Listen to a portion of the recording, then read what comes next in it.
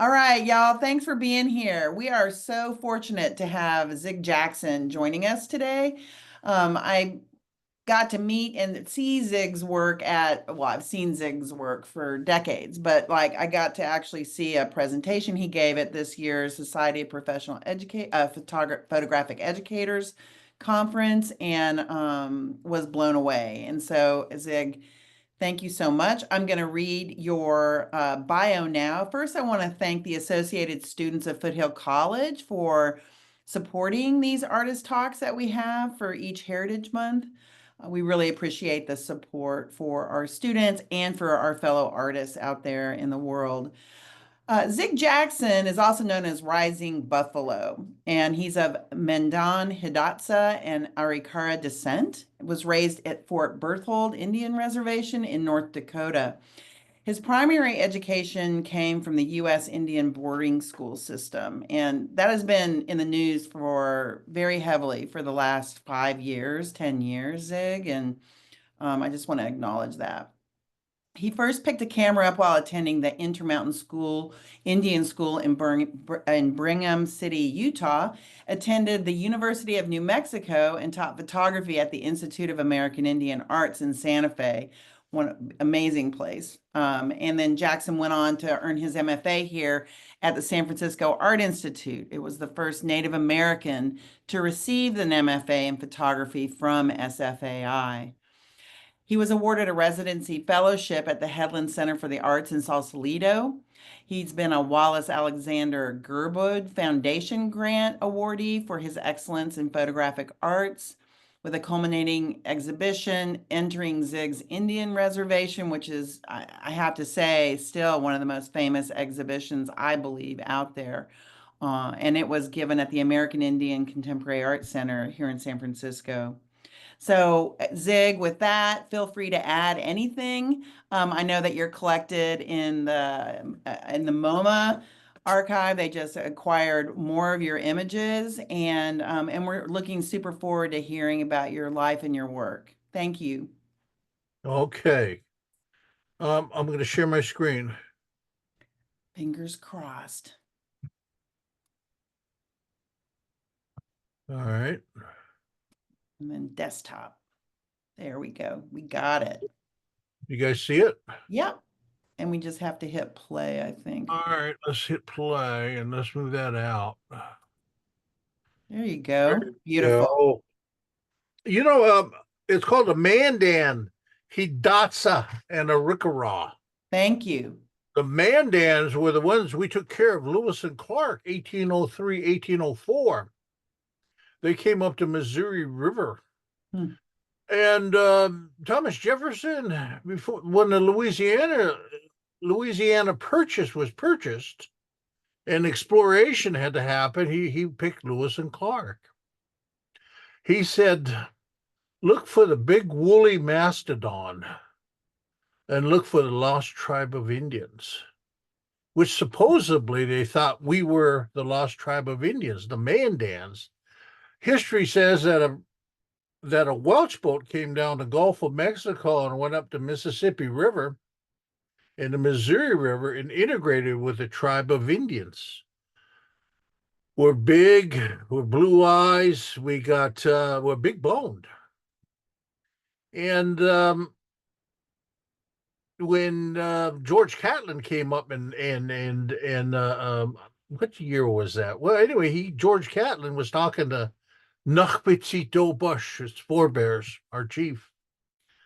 And a dove flew by, and Forebear said to George Catlin, he said, "Don't you ever kill that bird. That bird brought the first leaf." And George Catlin was just shocked. He said, "Oh my God, tell me more. I want to know." But Forebears never told him. The Hidatsas, they went, they were up in North Dakota and Montana.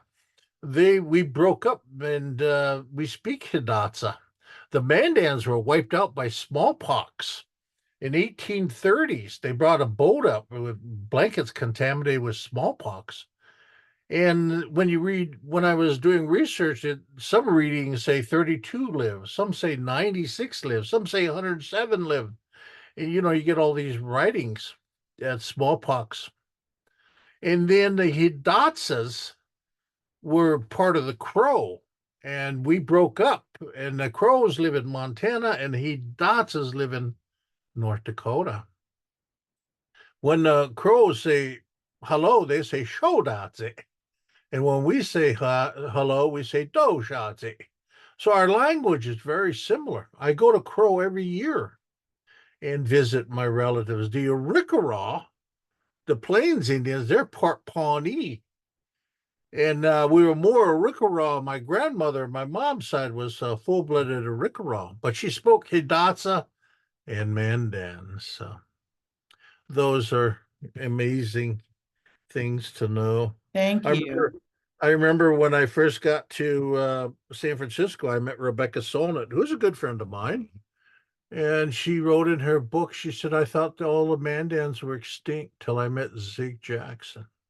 And I thought that was really cool. I said, no, Mandans are still here. One of my first photographs, the journey of Rising Buffalo. Rising Buffalo is my Indian name. It was given to me by my grandmother, Ruby Partial. And she said, she paid, I was maybe 8, 9 years old, and she faced me to the east and the south and to the west, and she's praying at the same time. And in the north, and I looked in the north, and my older brothers were looking in the window at me, and she said, "Your Indian name is Nakitapukitahish, Buffalo getting up in the grass," and I shortened it to Rising Buffalo. So, um, I got I love photography. I've always been an artist. I've been a painter before I was a photographer, a potter. I could throw you 30 pounds of clay on a potter's wheel. And I was sent off to school. This is a little photograph of me on top of Kennecut Copper Mine. The kind of a lead into what I'm talking about. The Mandans lived in earth lodges. And this is Earth Lodge, and they think would last of the mound builder civilization, the Adena mounds, the Serpent mounds, and all the mounds, the mounds of the Mississippi and Missouri area. So my grandfather, my grandmother's husband is Plenty Dogs, Meshuggah hoots, a lot of dogs. And he was where we get our white blood from. He was German. His Indian name was Plenty Dogs, and his mom was Medicine Arm, and he married my grandmother Ruby. So, and there's my grandmother on the right, and then her. I don't have a cursor, do I? But anyway, the one sitting next to her is her daughters, and this is Rose, Crow Flies High.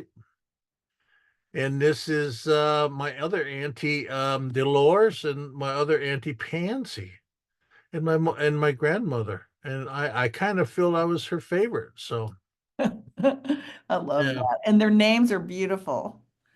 So and they're all gone now. Huh. Our tribe is matrilineal. Everything comes from the woman. Our names come from the woman. Our clans come from the woman. So the woman is sacred. Mother Earth is sacred. So this is my dad's mother. Her name is Josephine Dancing Bowl, and she's holding my brother, older brother Duke, and my older brother Royce is standing behind her. And the lady with the hand on her face, I remember her. Her name is Margaret Wolf. And I remember Margaret used to have a few teeth missing, but she would come over and visit and laugh, and she didn't care if she was missing a couple teeth. But I always remember Margaret. I scared her one time with a plastic snake, and she'd just laugh, And I remember my grandmother waking us up early in the morning on the plains, and we must have been like 8, 9, 7 years old, and she said in Indian, she said um, someone was waiting to get in there. You want me to admit her? But anyway, she said there's buffalo outside. And I always remember that. We looked out the window. She said, "You boys, get up. There's buffalo outside. Get up, hooties." And we looked out, and there was 3 buffalo trying to break in our pond. And they crossed the Missouri River on the ice. So you can't always, well, probably now you claim everything and have so many wire fences, but that buffaloes, they'll go through anything. So, oops. Hard times. Can you imagine having a burial? I put this one in there just to show the what we had to endure. 50 below zero and funerals and using a pickaxe to get in there and dig a grave. So my father, he was a war hero, 2 chiefs, and he was sent off to Korea. He never talked about it. He just kept quiet about it. When he was a spree alcoholic. He drank once every 6 months, once every year, maybe, and he'd be gone for like 3 or 4 days. And when he'd come back, I remember the footsteps coming in the sidewalk, and I'd be lying there, and I knew it was 3, 4 in the morning after the bars closed, and he'd pound on the door, and my mom would let him in, and he'd go upstairs and start chanting native songs. Then he'd say, "Ziggy, Ziggy, where's Ziggy?" And my older brothers would say, "Go on up there, take your boots off. Come and take my boots off." And I said, "Why do I have to do it?" And my older brother would say, "Go do it. He wants you to do it." And I would. And I'd sit on his foot, and he'd take the other one on my butt, and he'd push me, and his boot would come off. He had arthritis in his legs. And I'd take his boots off, and he'd say, "Hit all walk." He'd say, "Sit down." And I'd say, "Dad, he'd say, "Shut up, don't talk." And he'd say, "I want you to leave. Leave this reservation. There's nothing here. Get out of here. Go get an education. I want you to get an education." Out of 10 kids, I was the only one that left. All my 9 brothers still live in that 150-mile radius. I go home every summer to visit them. I was the first Native American to get a master's out of the Art Institute. First Native American to get a master's. Wow, out of in photography. That's And amazing. That's absolutely amazing. I got a Guggenheim. Wow, that little Indian boy got a Guggenheim. I'm collected by the Museum of Modern Art, San Francisco. And I go home and they don't know that. I remember my brother, we were eating one time, and he says to me, he says, "So Ziggy, how's that picture taking coming?" I says, "Going good, Jerome." I thought, gee, oh my God, he's going to talk about my photography. Oh, this is great. I would like that. He said, "That's pretty good, Ziggy." I said, "I just got collected by the Museum of Modern Art." He said, "That's pretty good, Ziggy. Pass the salt, would you please?" And that was it, the extent of it. Here I am. Boy, I always tell people, look how tight my pants are. Unbelievable. I was going to school at Intermountain. They sent me off to St. Joe's Indian School, me and my brothers. When I was in grade school, they sent my brother off when he was a 7th grader. Government came and said, "You guys got to go to school." And they came and got me when I was a 3rd grader. Then I went back to North Dakota when I was a 6th grader, and they put me in St. Mary's, another boarding school, St. Mary's of New England. Then for high school, they shipped me off to Intermountain Indian School in Brigham City, Utah. All the tribes were there. It was a big, big Indian school, last of the big Indian schools. The Shoshone Bannocks were there, the Blackfeet, the Flatheads, the Crow, the Sioux Assiniboines, the Sioux, the Arapahoes from Wyoming. With all my friends are Arapahoes. I can go to Poplar and see my Sioux Assiniboine friends. I can go to each reservation and see somebody that I knew. I can go to Colville, Washington. There were Colville Indians. I know students that went to school there. I can go down to the Pima Indian Reservation in Arizona and see Larry Parsons. I can go out to the all the way out to we had kids from Cherokee, North Carolina. We had Seminole Indians going to school there. I can go down to Florida and see my Seminole friends. Alabama Cashadas and in Texas. So this is where it's all gonna go. You see that war bonnet I have on? My dad has that medicine to make those. He made that. He's gonna give away. I would take my camera and start to photograph. My sisters would set up the tents.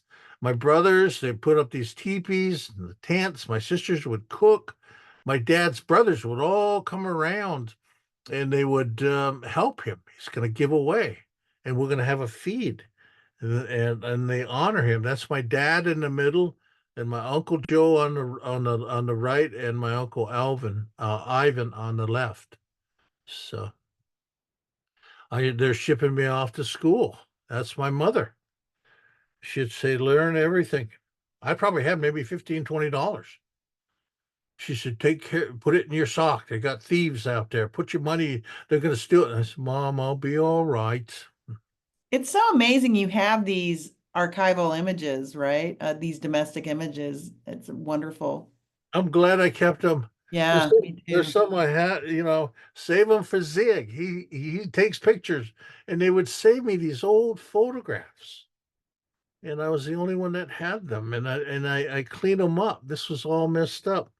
There's some I have to clean up a little bit and we get rid of the cracks and clean them up. So not anybody can make a war bonnet. You got to have certain medicines.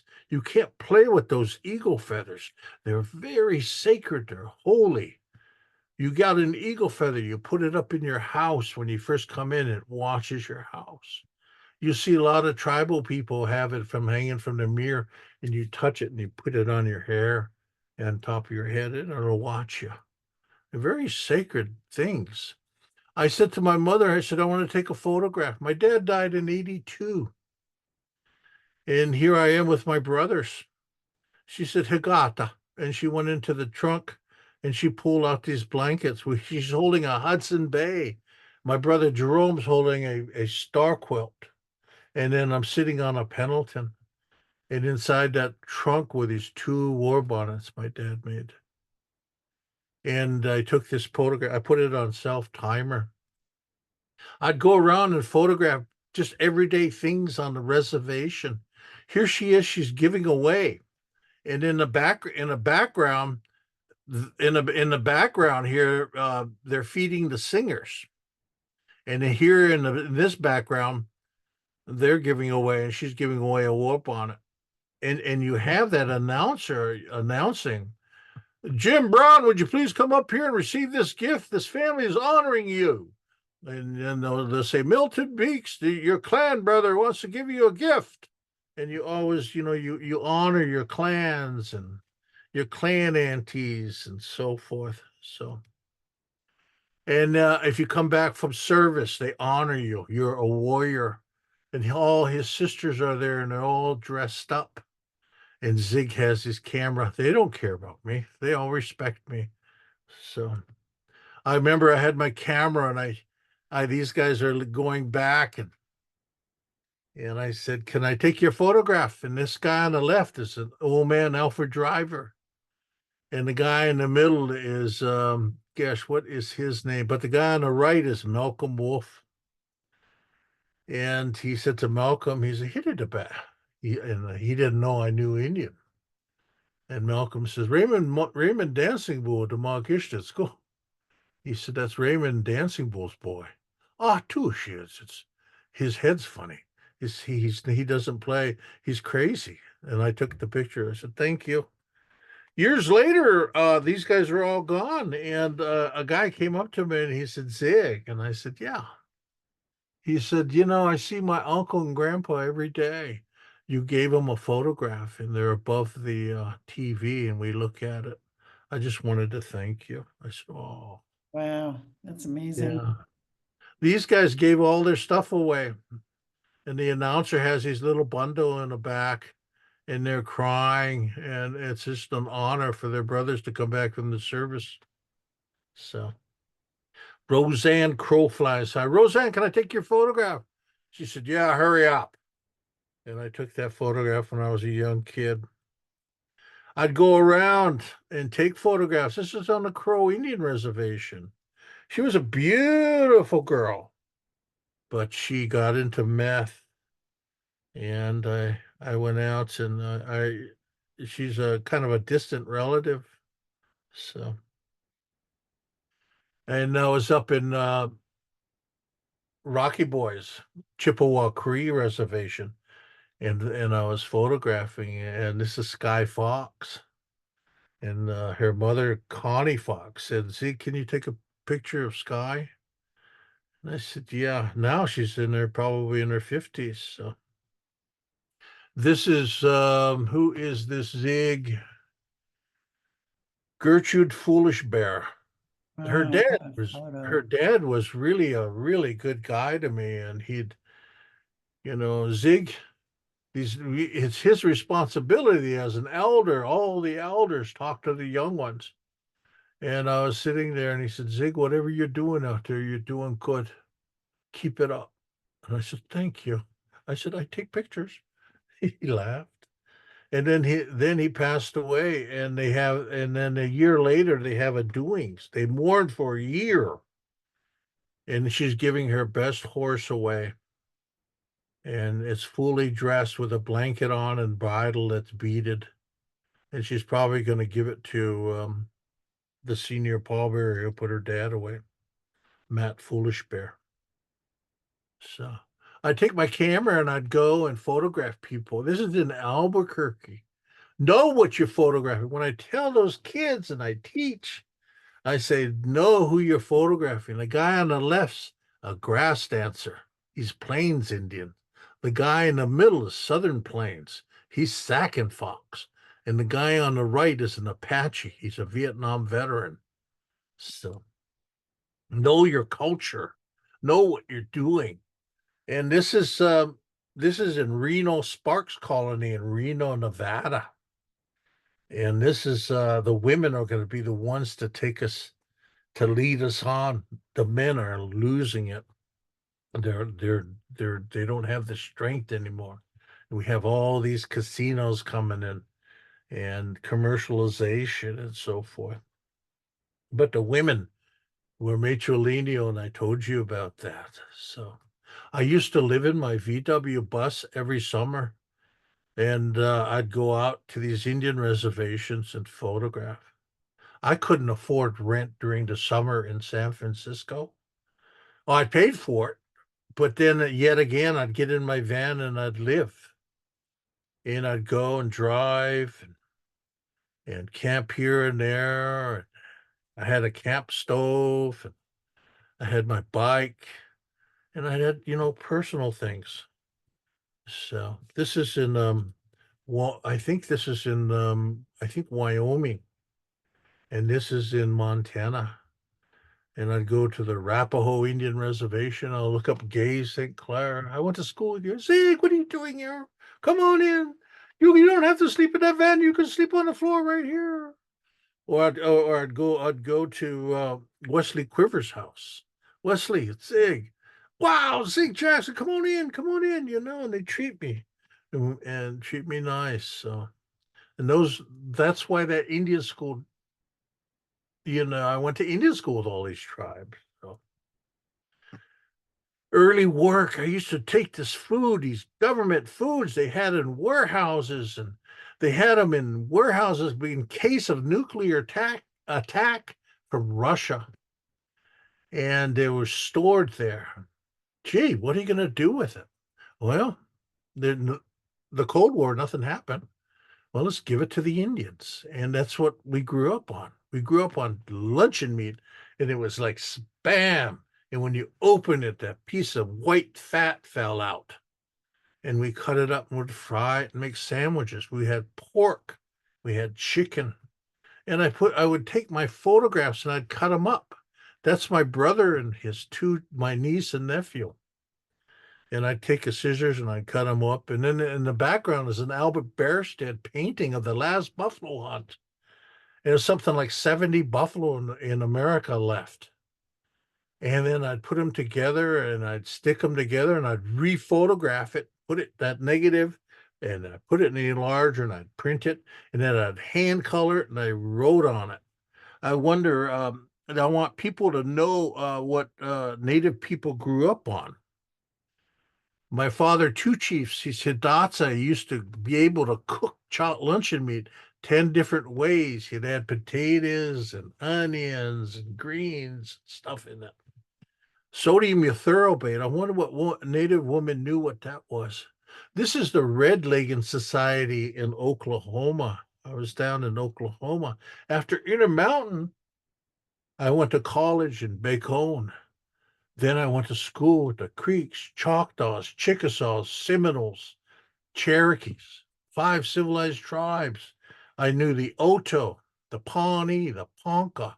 My best friends are Pawnees. I was adopted by the Sac and Fox. I can go up there and stay. I was adopted by the Kiowa Comanches. We talk every week, and I tell them, "Hey, be careful! There's a tornado coming by." Okay, we got. And I can go down to eastern Oklahoma and visit my friends who are Choctaw, and we still laugh and play in Cherokee.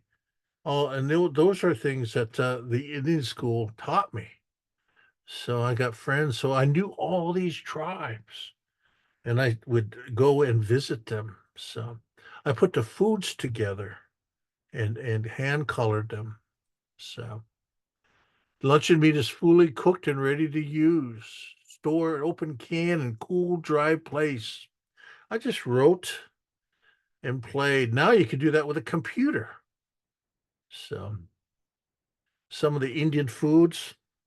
I always wanted, this nice flour on the right. I wanted my mom to make a cake like that when I was little, and she would just make the flat cakes, and that was okay. The egg mix, just put it in water and put it in a frying pan, and they made eggs. And on your left is your cheeses. Oh, the best cheese in the world. So I would use these old stories they would talk about, Mahabawiya. And she was a woman that could take your soul and take your mind. My dad used to say, "Look at those. You see that guy lying there in the street? Mahabawiya has his spirit, but that's okay. He's going to go ahead and come out of it. You respect him." And she could sing and entice you sexually, and she was just beautiful. And I the old Indians used to say Muteg was looking for his cows one day, and there was this woman picking choke cherries, and she said hi. And she said show Dotsie. She said do Shotzi, and he said Dosha, and he looked and it was Makabawiya. And he said in Indian, "I'm looking for my cattle," and she said they're over the hill there. And she went on picking choke cherries. Oh, older photographs. I play with these stereotypes. This is Austin Two Moons. He's Northern Cheyenne, Lame Deer, Montana. His great grandfather fought in the Battle of Little Bighorn against General George Armstrong Custer. And he's stoic in the first one, and then he has this beautiful smile in the second one. At turn of the century, those photographers, because of the long exposure, they would photograph native people and they would sit there and just sit there stoic. And then Hollywood picks it up. And now we all have to talk like this because we're stoic. So they stereotyped us. But they look at his beautiful smile. He was a medicine man, Austin. And those are all his accolades, his trophies and places he spoke. So be stoic. Okay, you can all laugh now. So, and that was a little body of work I was doing. These That's are the so part, brilliant. That's brilliant. yeah, it's that stereotype, and we still have that stereotype today. Yeah. But we can still have a great sense of humor. We could talk and joke, and it's a great thing. So, But and this is Joe Gutchupin. He is this is he's Hamas Indian, and I liked it because he had the Kennedy brothers on top. They're all gone now on the left, and his little grandchildren there on the right, who are probably in their 40s and 50s. So I would take this, square camera, and I tell everybody I put my way through school dating women. I put my way through photo school dating women because of their cameras. And I can go down the line and tell you who I was dating at that time. I dated Joan. She had a Mamiya 645. Joan was from the Jersey Shore. I mean, no, Joan was from Newark. And I saw that camera. I said, "Oh my God, it's a beautiful camera." And then we broke up. And then I dated Jennifer. She was from the Jersey Shore. Her father bought her all the Nikon FM2. She had three of them and all the lenses. And then we broke up. Then I dated Jody, and she had the Hasselblad 500 CM. You're supposed to laugh. So, and I took that and I photographed Joe Gutchupin. I stopped by the Pueblo and pick up Joe and would go up the road to Los Ojos Bar and we'll have a few beers and I'd bring him back. So, oh, now what? Yeah, and early photographs, I would take over the whole dark room. I would put these old photographs they saved for me and I'd put them together. I was showing that huge transition from the Mandans to the teepees to boarding school, and the buffalo are all locked up. And then I started using the sign and I photographed my little house in Corrales, New Mexico. I'd put these images together. That old photograph was when the government was taking the Indians and they photographed them. They were taking them to the reservation, and that one below it is my grandfather, Dancing Bull. Hey, you can't have those names. The government said you got to have names like Jackson, Stevenson, Lincoln, Washington. When you go home, you'll meet a lot of Lincolns. They put us into boarding schools. They taught us, they deloused us. One thing I hated was when they shaved our heads and then stood us all these about 70 little Indian kids and naked. And these brothers and priests would put this bug juice out of a 5-gallon bucket on you. And then we'd had to sleep with it. And I used to cry to my older brother Jerome. I said, I don't like this. We don't have lice. And he'd say, shut up. There's nothing wrong with lice. It comes from the earth. So, and then they broke us the next morning. If you had lice, they checked you again. You had to go in and do it again. I said, oh my God, I don't want to. And then they teach us these things, done these things to us, and it was awful. Early photographs, I would love clay. I would make these masks, and I'd use high fire clays and raku and the spiritual masks. And then I would go into the Indian ruins, the Anasazi ruins of the Southwest. I used to go there on Christmas Eve and New Year's Eve and just sit there at night and wait for apparition or just wait to see to feel something. So I was just showing that how sacred these places were. Now you can't go in there; they're regulated. So turn of the century. When I was younger, I would take my work to galleries and show it to them. They wanted toned images of turn of the century photographs of Indians. I said, "Oh, you want toned images? I'll give you toned images." Nobody bought my work. I would tone them. I put rubber cement on the clear areas, and then I would tone them in toner, and then rub the rubber cement off. Of course, nobody bought my work, but it was just my political thing, thinking about it. I'd go around and photograph groups. This is Enemy Women's Society, and they're strong. You can't take photographs of them. And I said, "You ladies, can I take your photograph? You can't have our photograph." I said, "Yes, I can. You guys are all going to get old and you don't want to take it then. They all laughed and they got together and I took it. Native American church. These are the peyote men, the peyote holy people. I photographed them. This is Fox Society. These young kids still carry on those clans and those societies, and Zig photographs them. I was walking around this flea market, and my Indian name is Gitapokitahish, rising buffalo, buffalo getting up in the grass. And I see that notorious end of the trail statue of the beaten Indian. And then I see that metaphor of the steel fence.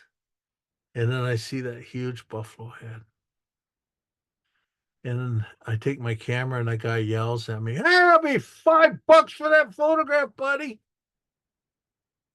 I take that photograph and I go up to the big buffalo and I pat him down and I pet him and I tell him he looks beautiful.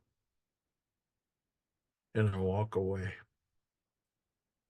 I did a series called Indian Photographing Tours, Photographing Sacred Sites.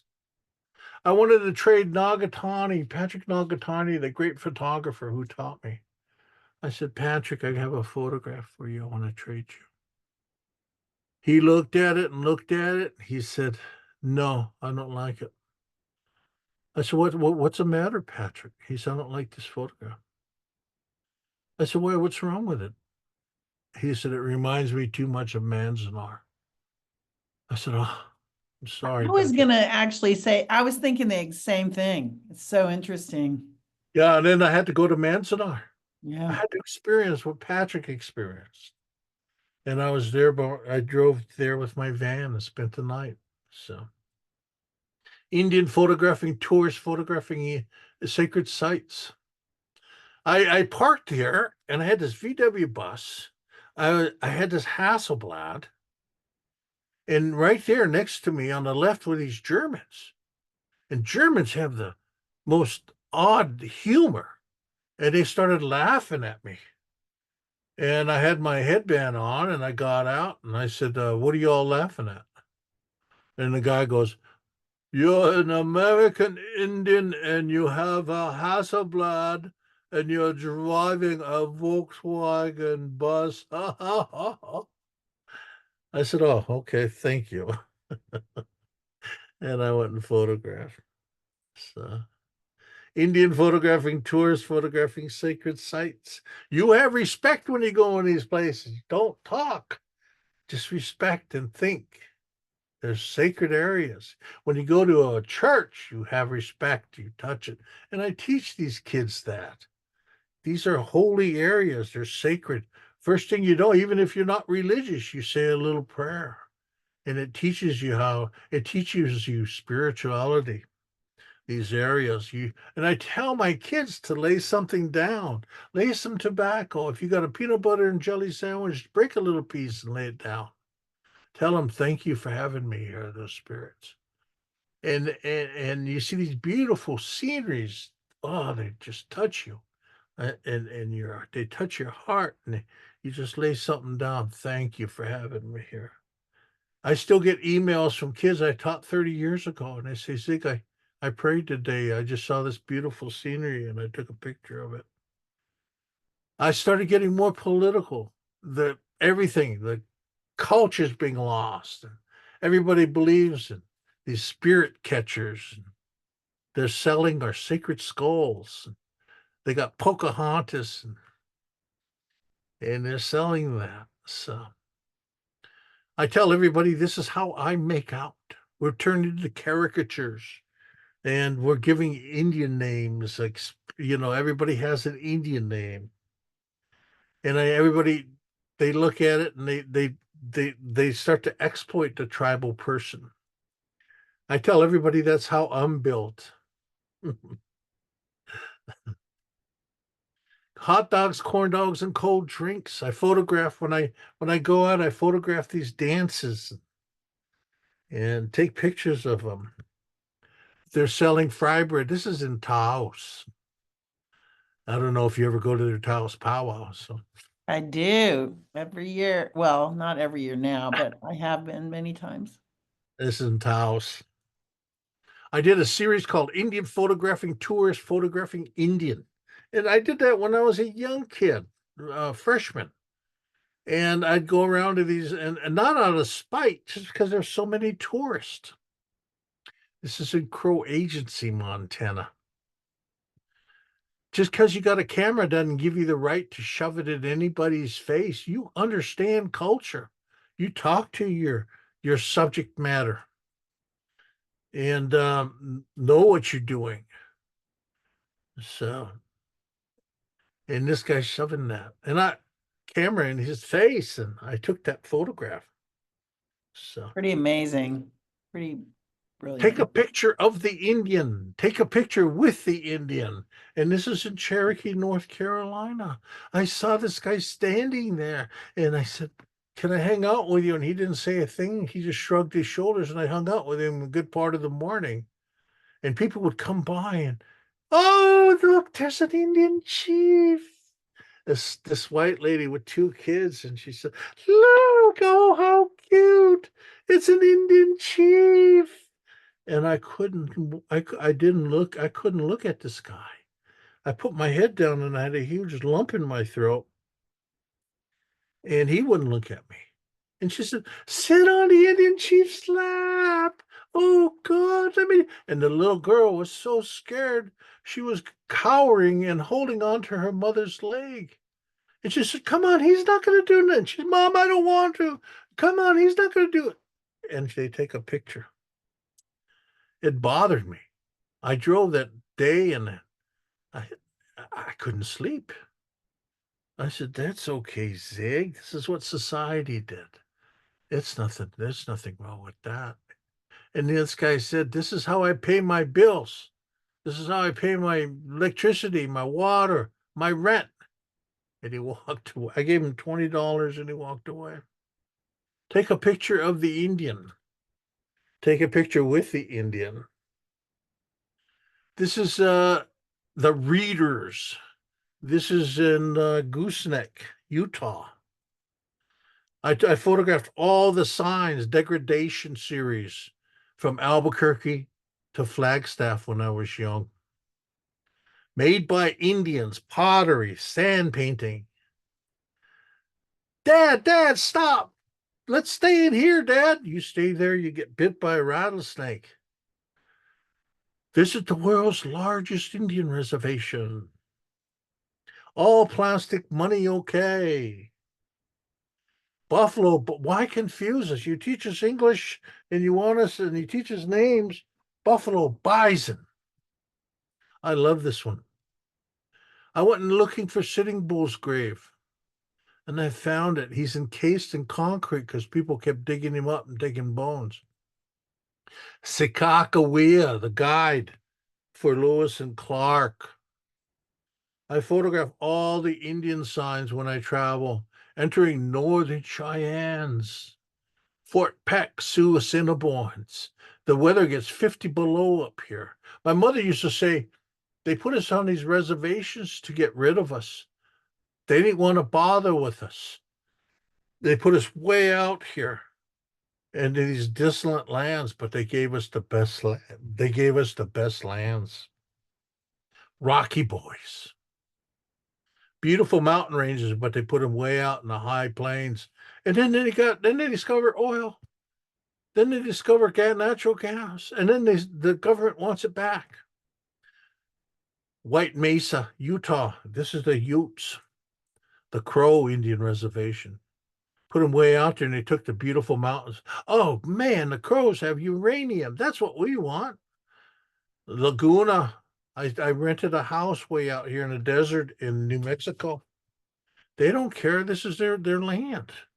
Then they found uranium. Then they wanted it back. Wallapai, Havasupai by the Pi tribes, way out in Arizona. Who would go out there? Zig will. Zig will go out there. The Ute Mountain Indian Reservation.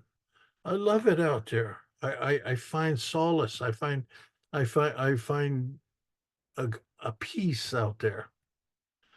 The scenery, already rich, pleasing, and beautiful, was still further heightened by the immense herds of buffalo deer and elk, which we saw in every direction, feeding on the hills and plains. I do not exaggerate when I estimate the number of buffalo, which could be comprehended at one view to the amount of 3,000. And this is what Meriwether Lewis saw on the Missouri River. Beat them savages, praise those savages.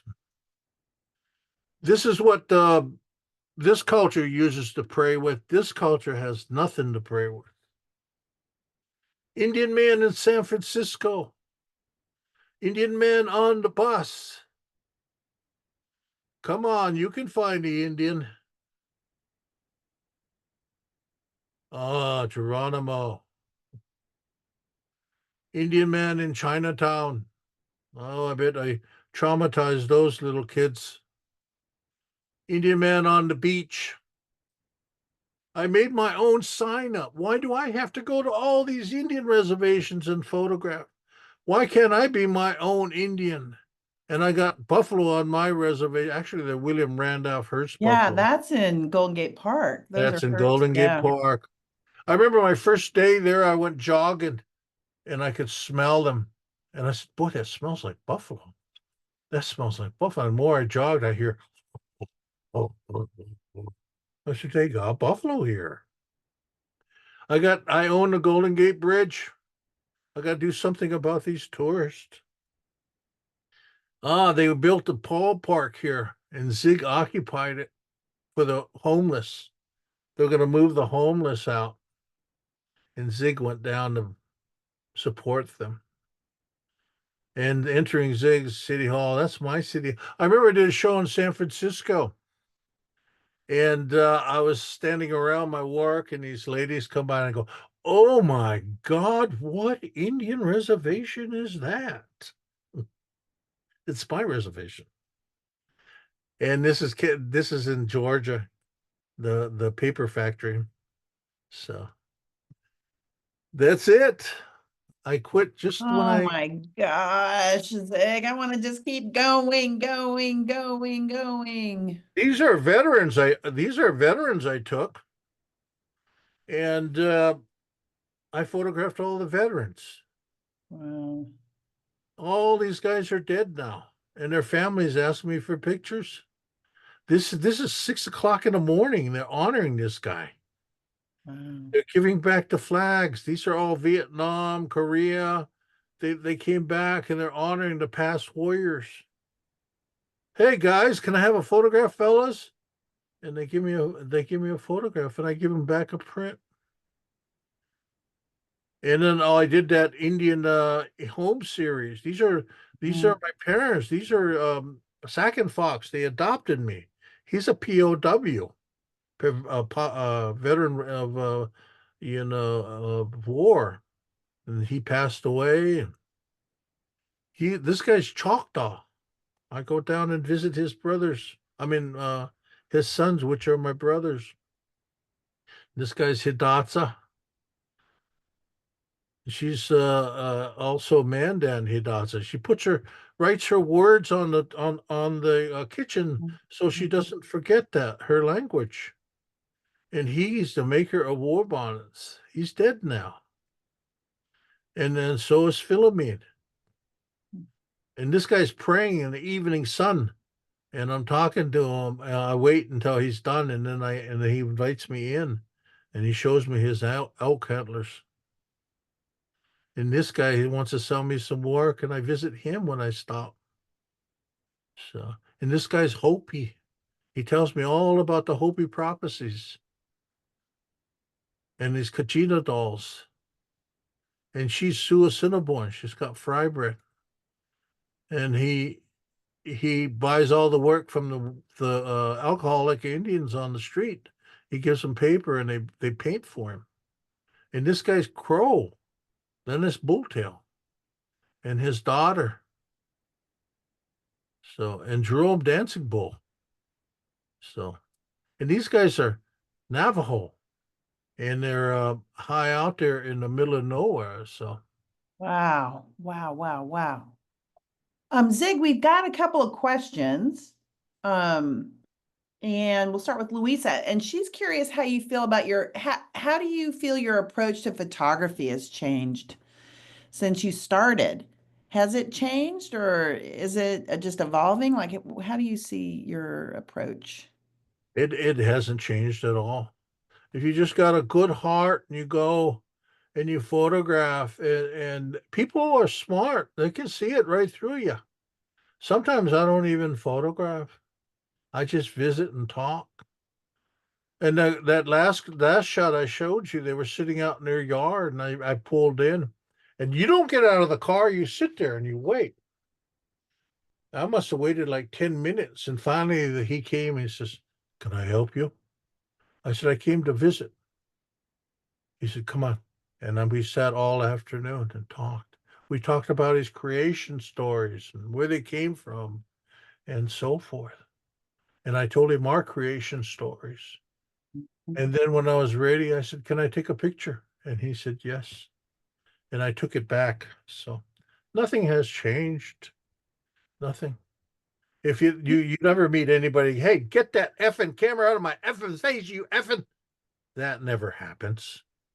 If that happens, I'll give you $10. So yeah. Do you still paint? Do you still create I pottery still and paint? paint. I don't do pottery as much, but I wish I did. Maybe when I move to New Mexico, I will. Yeah, that's what I was gonna say. That's a great spot, especially near Ojo, with the mica, the mica pottery. Another question is, what cameras are you using now? That depends on who I'm dating. Stop Uh, it. You're so bad.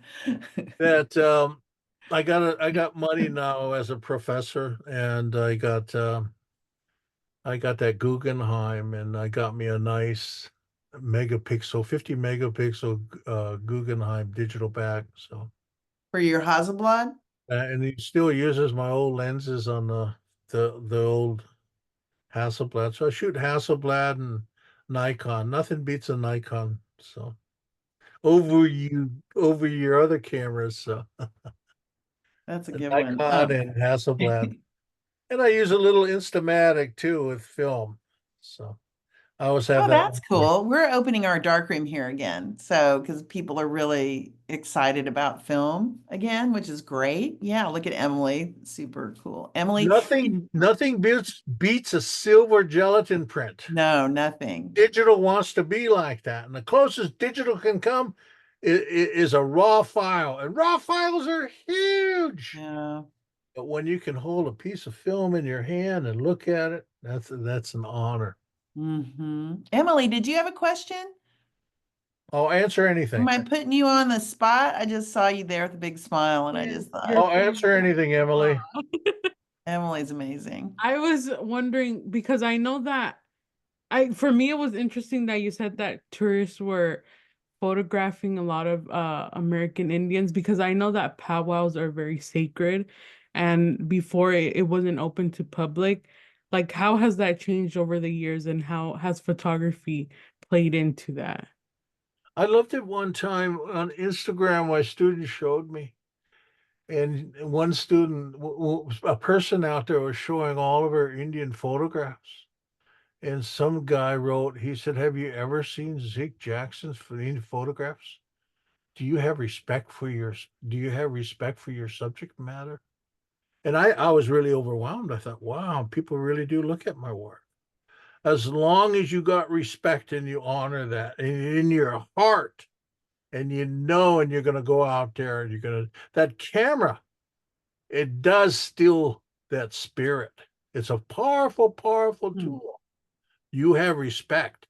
When I teach intro, oh, all the young kids bring in nudes. Oh, I'm going to photograph nudes. I said, but you do them with respect. You honor that. The, you're photographing your grandma's body, your mother's body. And you ladies, you don't put those on the internet. You have respect. And there's things that are sacred that camera can capture. And you just got to be aware of that. So look at the beatings and blood, shootings, and little kids that are dying on the streets and in wars. That's what tears you up. So Mhm. they're very powerful. One movie you should show is the true meaning of, well, the true meaning of pictures is good, but I'll think of it here in a little bit. I got CRS, so I always get sick of you know what CRS is, don't you? No. Can't remember shit. Oh God, Zig. But Um, I'll think of the movie here in a little bit. But you have respect with that. Camera, it's very powerful. Good. But I think that's what we got. That's what we got. Do you have any parting words for our amazing? James Knockway, Oh yeah, we've got war war photography. photographer. We Yeah, we that's a tough we one. watched that in the photojournalism class. I Yeah, just heard him speak actually the other day. yeah, Jim Wolf photographer. Yeah, And he's that's a still really, doing it. I wish you had had a GoPro on your head as well while you were photographing. That would have been a fascinating journey. Yeah, it would have been good. What is next? I mean, you just recently became emeritus, so which means you have, I believe, retired. Is that right, or am I I wrong? retired in 2023 and I became professor emeritus. They made me a professor emeritus, which What's is an your honor. plan? Are you just having fun chilling, or are you stirring pots? No, I don't even want to open up a computer because I get so doggone many emails from people, and you know, it's just I got a big show coming up at the George Eastman Kodak House in Rochester this, Wow. and then you know, you got shows and lectures, so you got to go, and I enjoy that. I don't care if you got $250. I spoke at a small college in southern Utah, and those kids got to know what I talk about. I got up there and I showed my work. And he said, Sig, we don't have too much money to give you for your honor. I said, that's all right. And usually they wine and dine me, and they took me to Taco Bell. I said, that's all right. I'll eat at Taco Bell. Well, I'll take you not to Taco Bell. I'll take you to the Taqueria in the Mission next time you're in There town. you go. Nothing beats Okay. that. A burrito. Hey, thank you so much. Thanks everybody for who some people had to hop off early, but we had a good group. Thanks for coming. It was great to see everyone here. And Zig, you're just so wonderful. And thank you for sharing all your knowledge with us. Thank you guys. Thank you for seeing everything. It honors me. I honor you guys. You Yeah. hear? Thank you, Zig. I appreciate I'll it. see you all at SBE.